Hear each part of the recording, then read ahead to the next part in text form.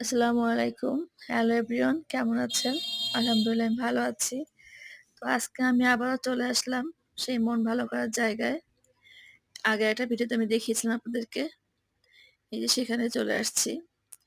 তো তখন ওটা চালু ছিল না। মোটামুটি বন্ধ ছিল। তো আজকে আমি রাতে চলে আসছি।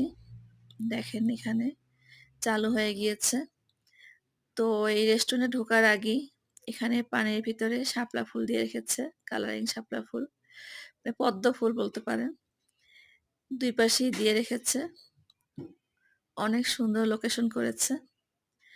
ভিতরে ভিউটা অনেক সুন্দর করেছে দেখেন। চারপাশে লাইটিং। তো আমি একটু ভিতরে যেয়ে দেখাচ্ছি।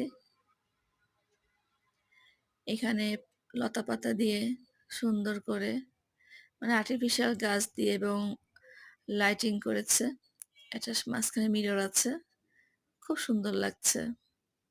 মানে সামনাসামনি না দেখলে বোঝানো যাবে না কত সুন্দর। এখানে একটা বিল্লি আছে। তো খুবই সুন্দর করেছে পরিবেশটা। আপনারা আপনাদের পরিজনদের নিয়ে আসতে পারবেন। খুবই সুন্দর একটা জায়গা করেছে। আমার অনেক ভালো লাগছে। ওদিন আসলাম দিনের বেলা, আজকে রাতের বেলা আসছি। এই যে পুরো ভিউটা আমি দেখাচ্ছি আপনাদেরকে। যেহেতু দিনের বেলা লাইটিং গুলো বোঝা যায়নি, রাতের বেলা লাইটিং গুলো বোঝা যাচ্ছে। রাতের আলোয় নদীর পাশে এত সুন্দর লাইটিং, খুবই সুন্দর লাগছে। আমার পিছন সাইডে আরেকটা ভিউ করেছে দেখেন এখানে। বাংলাদেশের পতাকা, উপরে হেলিকপ্টার আছে, যুদ্ধ বিমান আছে। নিচে আবার নেভিদের এই যে শিপ, খুবই সুন্দর। রাতের বেলা ভিউটা বেশি ভালো লাগতেছে, বিশেষ করে লাইটিং এর কারণে।